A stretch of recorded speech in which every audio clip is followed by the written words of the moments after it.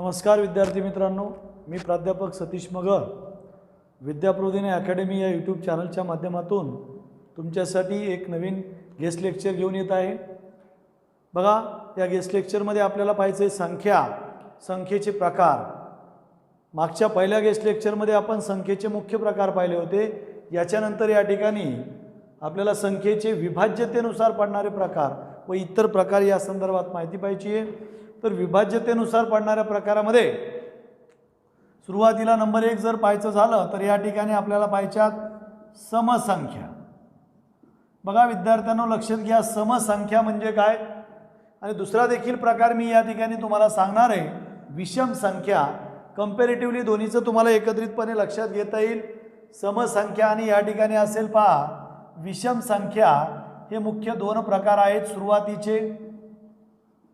समसंख्या म्हणजे काय आणि विषम संख्या म्हणजे काय, तर या ठिकाणी लक्षात घ्यायचं, समसंख्या म्हणजे काय तर ज्या संख्येला 2 ने निशेष भाग जातो त्या संख्यांना म्हणायचं समसंख्या। ज्या संख्येला 2 ने निशेष भाग जातो,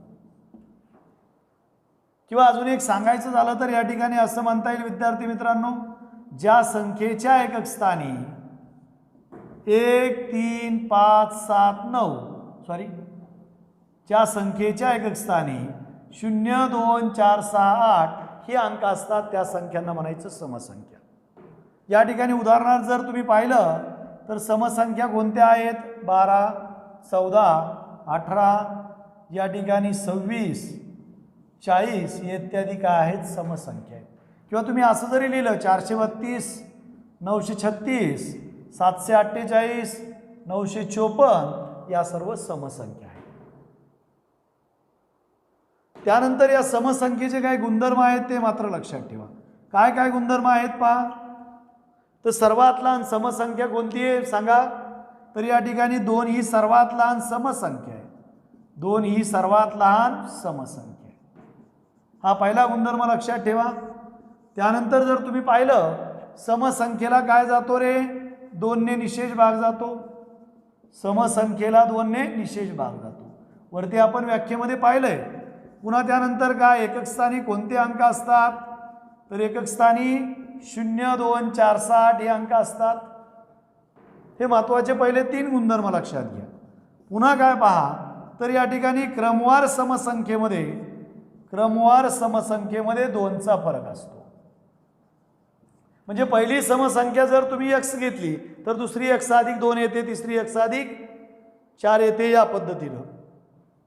त्यानंतर जर तुम्ही पाहिलं तर 3 क्रमवार समसंख्याची सरासरी, 3 क्रमवार समसंख्या जर तुम्ही घेतल्या, उदाहरणार्थ बघा 12 14 आणि 16 जर घेतलं तर याची सरासरी किती असते, 14 असते।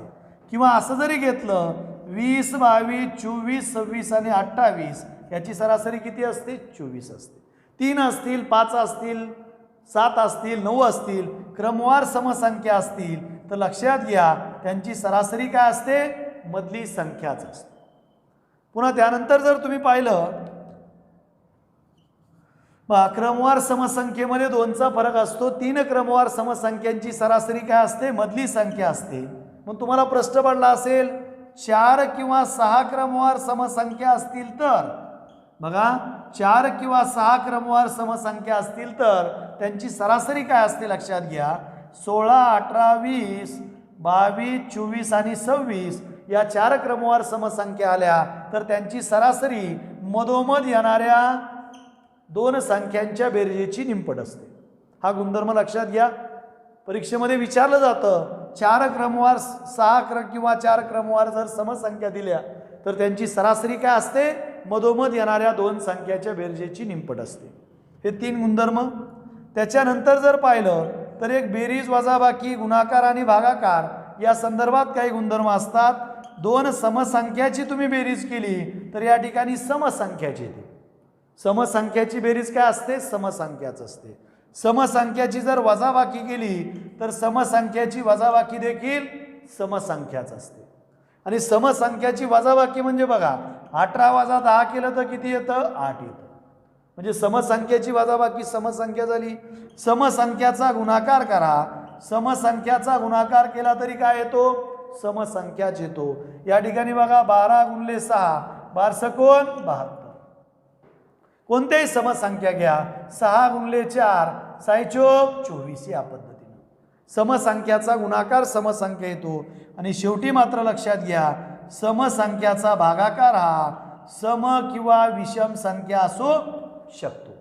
समसंख्याचा भागाकार म्हणजे कसं 12ला जर 4ने भाग दिला तर 3 येतं. 3 ही विषम संख्या आहे. परंतु याच ठिकाणी जर तुम्ही 16ला 4ने भाग दिला तर काय येतं रे 4 येतं. 4 ही समसंख्या आहे. म्हणजे समसंख्याचा भागाकार सम किंवा काय असतो विषम संख्या असतो. एवढं तुम्हाला समसंख्येच्या बाबतीत लक्षात ठेवावं लागेल. समसंख्या 2 ही सर्वात लहान समसंख्या आहे. समसंख्येला 2ने निशेष भाग जातो. त्यानंतर समसंख्येच्या एकक स्थानी 0 2 4 6 हे अंक असतात. क्रमवार समसंख्येमध्ये 2चा फरक असतो.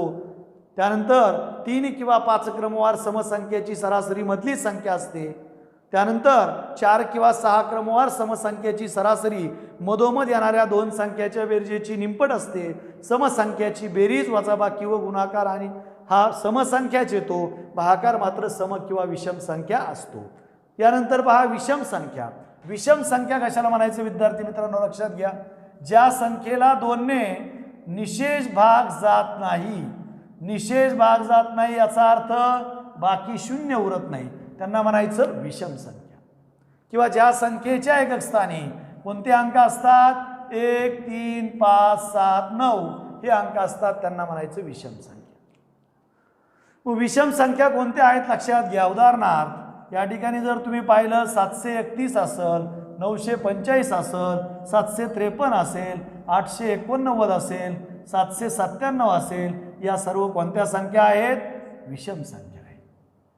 कारण या संख्येच्या एकक स्थानी 1 5 3 7 9 हे अंक आहेत म्हणून यांना म्हणायचं विषम संख्या. बघा विषम संख्येचे गुणधर्म लक्षात घ्या. साम्य आहे काही गुणधर्मामध्ये काही गुणधर्म भिन्न आहेत. पहिला गुणधर्म जर तुम्ही पाहिला तर या ठिकाणी लक्षात घ्या 1 ही काय सर्वात लहान विषम संख्या आहे. 1 ही सर्वात लहान विषम संख्या आहे. सर्वात लहान विषम संख्या कोणती 1 आहे. त्यानंतर बघा दुसरा गुणधर्म विषम संख्येला 2ने निशेष भाग जात नाही. भाग जात नाही. विषम संख्येला 2ने निशेष भाग जात नाही. त्यानंतर जर तुम्ही पाहिलं तर विषम संख्येच्या एकक स्थानी कोणते अंक असतात 1 3 5 7 9 हे अंक असतात. आता बघा याच्या नंतरचे जे 3 गुणधर्म आहेत ते मात्र सारखेच आहेत. सारखेच आहेत म्हणजे कसं पहा तर या ठिकाणी क्रमवार समसंख्येमध्ये जसा 2चा फरक असतो त्याच पद्धतीनं क्रमवार विषम संख्येमध्ये देखील 2चाच फरक असतो. क्रमवार विषम संख्येमध्ये देखील 2चा फरक असतो. म्हणजे कसं पहा या ठिकाणी जर तुम्ही घेतला 11 13 15 17 याच्यामध्ये कितीचा फरक आहे रे 2चा फरक आहे. म्हणजे पहिली विषम संख्या जर x घेतली तर दुसरी x अधिक 2 असते. तिसरी x अधिक 4 असते. चौथी x अधिक 6 असते. पाचवी x अधिक 8 असते.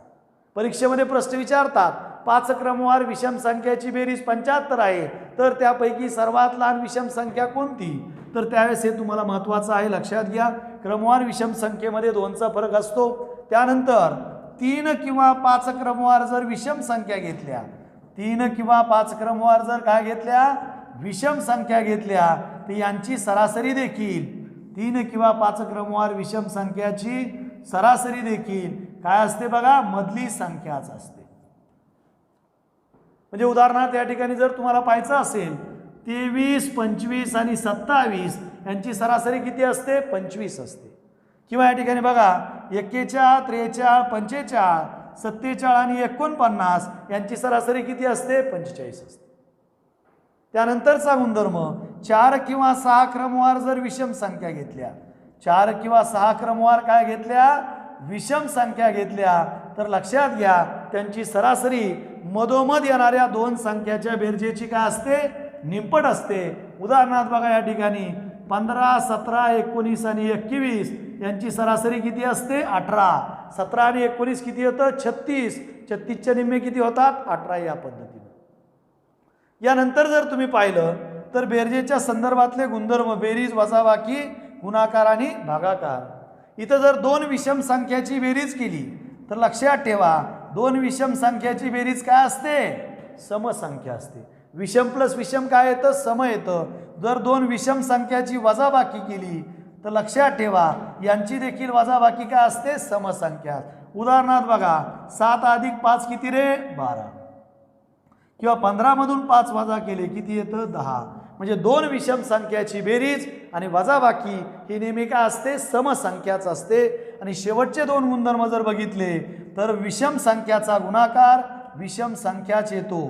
बघा या ठिकाणी विषम गुणले विषम, या ठिकाणी काय येणार? विषमच येणार. आणि विषम भागिले विषम जरी असलं तरी या ठिकाणी काय येतं माहिती आहे का? विषम संख्याच येतं. एवढं मात्र लक्षात ठेवा. बघा 15 गुणिले 5, 15 पाची 75 विषम येतं. आणि 15 भागिले 5 असलं तरी 3 येतं. म्हणजे विषम संख्याचा गुणाकार विषम संख्या येतो आणि विषम संख्याचा भागाकार देखील काय असतो? विषम संख्याच असतो. हे दोन्ही लक्षात घ्या, समसंख्या आणि विषम संख्या. आता परीक्षेमध्ये विचारले जाणारे प्रश्न काय असतात लक्षात घ्या. कधी कधी तुम्हाला क्रमवार समसंख्येची बेरीज विचारली जाते, त्याचं देखील मी तुम्हाला सूत्र सांगणार आहे. क्रमवार विषम संख्येची बेरीज विचारली जाते, त्याचं देखील सूत्र तुम्हाला या ठिकाणी काढता येतं, ते मी तुम्हाला सांगणार आहे. पण हे गुणधर्म लक्षात ठेवा. जर तुम्हाला असं म्हटलं, प्रश्न असा विचारला 5 क्रमवार विषम संख्याची समसंख्याची बेरीज 120 आहे, तर त्यापैकी सर्वात लहान समसंख्या कोणती असेल? अतिशय सोपे, लक्षात घ्या. बेरीज किती आहे? 120 आहे. मग याची सरासरी काय असणार? मधली संख्या. याला 5 ने भाग द्यायचा. 5 दोन्ही 10, 5 चोक 20. किती आली मधली संख्या? 24. याच्या अगोदरच्या दोन संख्या घ्या, नंतरच्या दोन संख्या घ्या. सर्वात लहान संख्या कोणती रे? 20. बघा मी काय केलं लक्षात घ्या. प्रश्न काय होता? 5 क्रमवार समसंख्येची बेरीज 120 आहे, तर त्यापैकी सर्वात लहान समसंख्या कोणती असेल? आपला गुणधर्म काय सांगतो?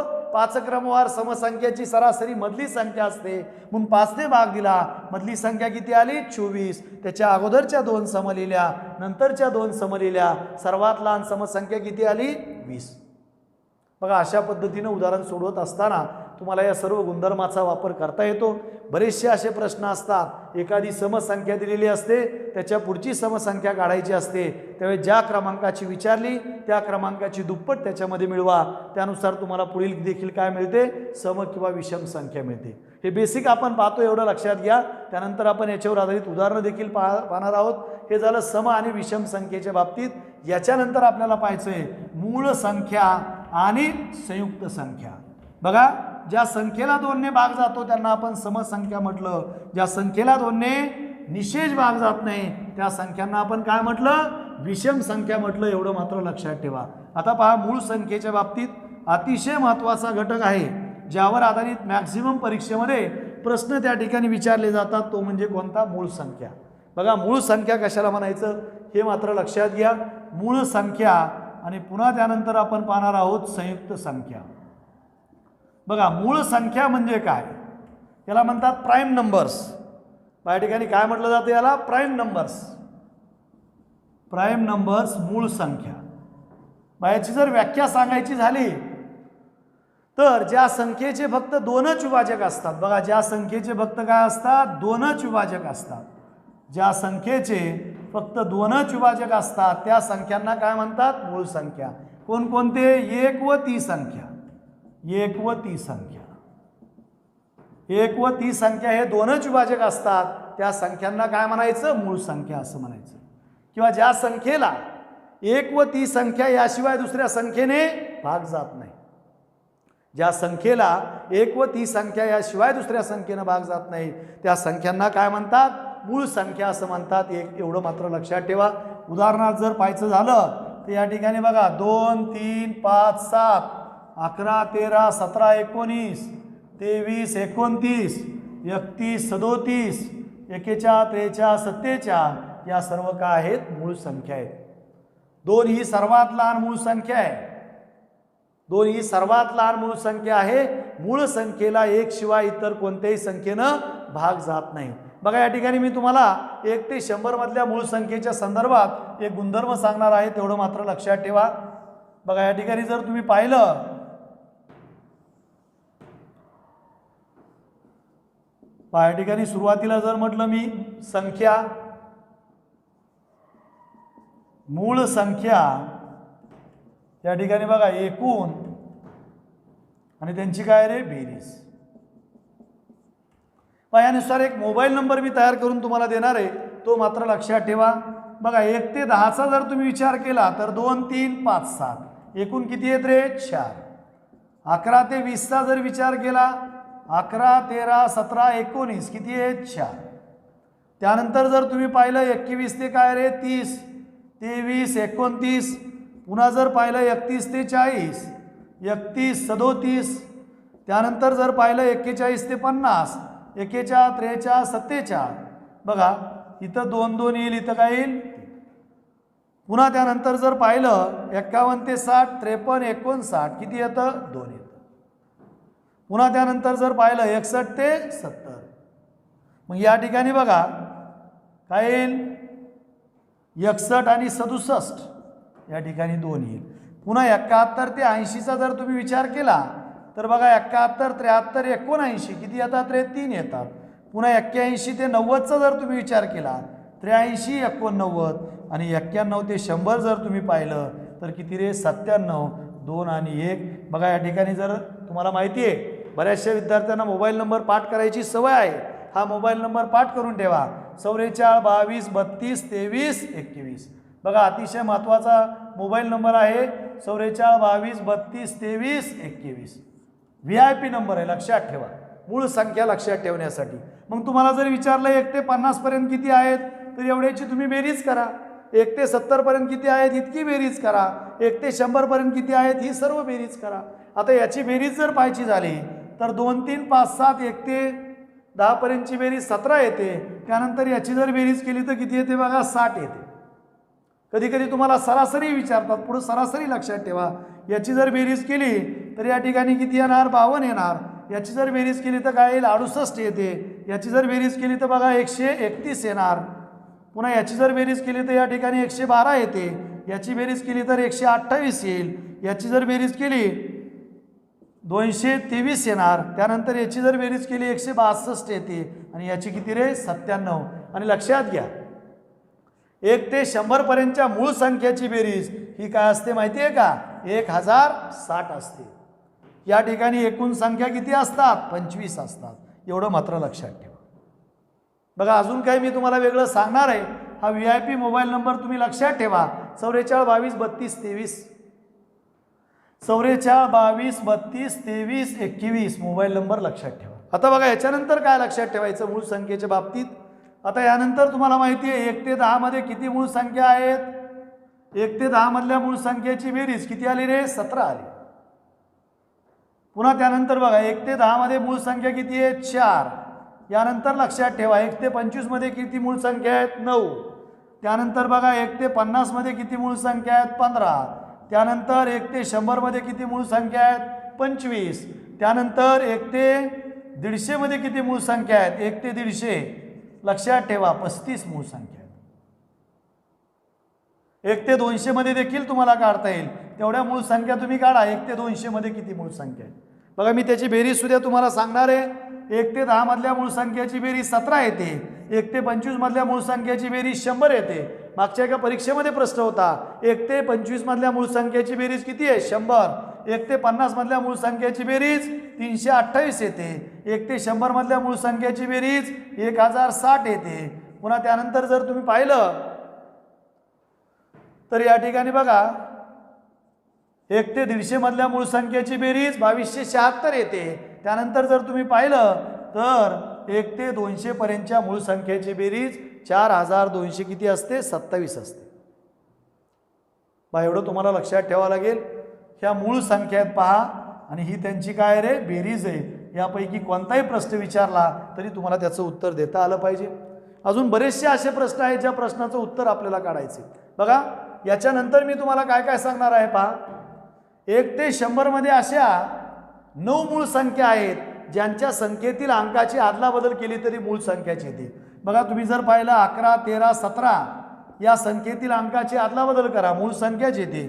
त्यानंतर 31 37 काय येते बघा मूळ संख्याच येते. त्यानंतर 71 73 79 यांची आदलाबदल करा काय येते मूळ संख्याच येते. पुन्हा त्यानंतर जर तुम्ही पाहिलं 1 2 3 4 5 6 7 8 आणि शेवटची 97. 1 ते 100 मध्ये काय अशा 9 मूळ संख्या आहेत ज्यांच्या संख्येतील अंकाची अदलाबदल केली असता काय येते मूळ संख्याच येते. 1 ते 100 मध्ये अशा 7 मूळ संख्या आहेत ज्यांच्या एकक स्थानी 3 अंक येतो.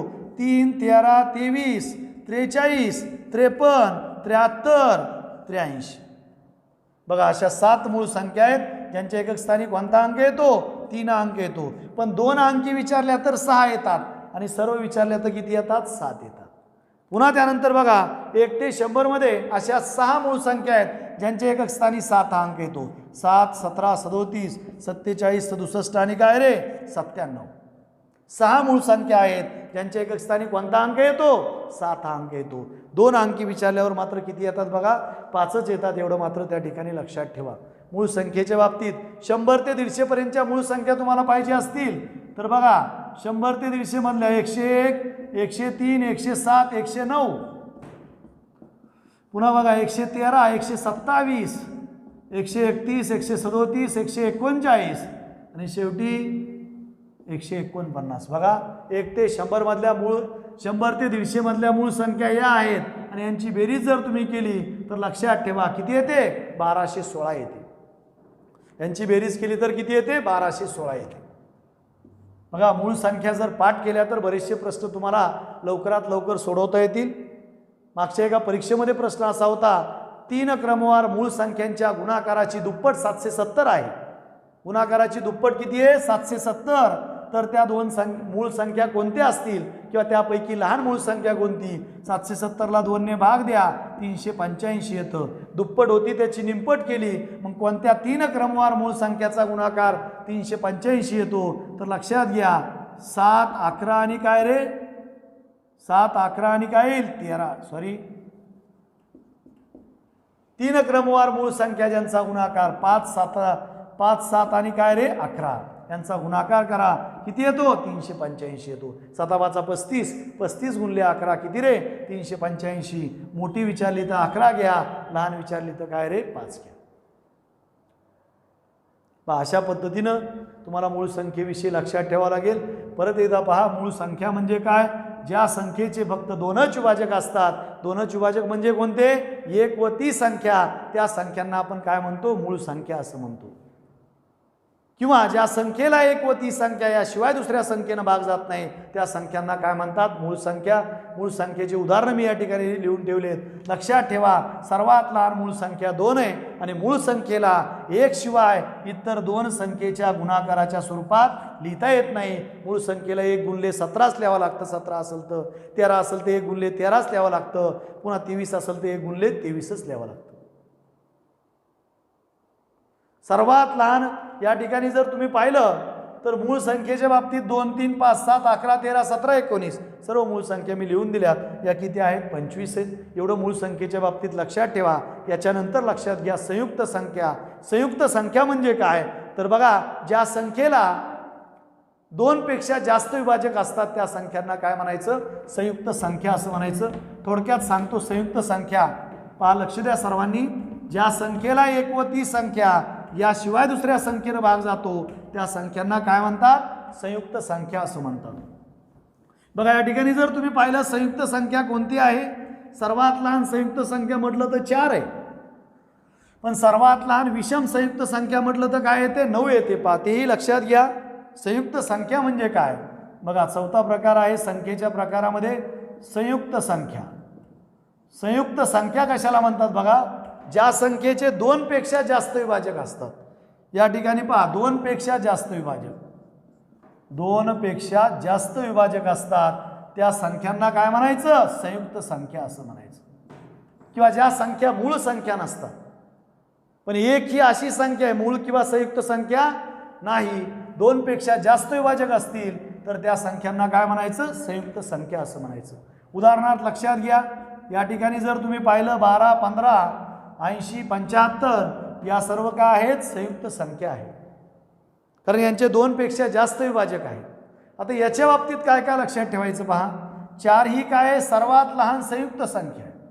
4 ही सर्वात लहान संयुक्त संख्या 4 ही सर्वात लहान संयुक्त संख्या आहे. पुन्हा 9 ही काय सर्वात लहान विषम संयुक्त संख्या. सर्वात लहान पण कशी रे? विषम संयुक्त. हा शब्द महत्त्वाचा आहे पहा, विषम संयुक्त. सर्वात लहान विषम संयुक्त संख्या. 9 ही सर्वात लहान काय आहे? विषम संयुक्त संख्या आहे. विषम संख्येला 2 पेक्षा जास्त काय असतात? विभाजक असतात. याच्या बाबतीत अजून एक लक्षात ठेवा, 1 ते 100 मध्ये किती संयुक्त संख्या रे सांगा बरं? तर 1 ते 100 मध्ये 74 संयुक्त संख्या. तर एक ही काय नाही? मूळ किंवा संयुक्त संख्या नाही. पुन्हा त्यानंतर लक्षात घ्या, 1 ते 150 पर्यंत जर तुम्ही पाहिलं तर किती आहेत? 114 संयुक्त संख्या. 1 ते 150 मध्ये किती? 114. कारण एक ही काय नाही? मूळ किंवा संयुक्त संख्या नाही. अशा पद्धतीनं एवढं तुम्हाला संयुक्त संख्येच्या बाबतीत लक्षात ठेवावं लागेल. एक ही काय नाही? मूळ किंवा संयुक्त संख्या नाही. तर लक्षात घ्या विद्यार्थी मित्रांनो, संख्येच्या प्रकारामध्ये आपण हे 4 प्रकार पाहिले, ज्याच्यामध्ये समसंख्या, विषम संख्या, त्यानंतर मूळ संख्या आणि संयुक्त संख्या. अजून देखील विभाज्यतेनुसार पडणारे 2 प्रकार आहेत, ज्याला आपण म्हणतो सहमूळ संख्या आणि काय? जोडमूळ संख्या. थोडक्यात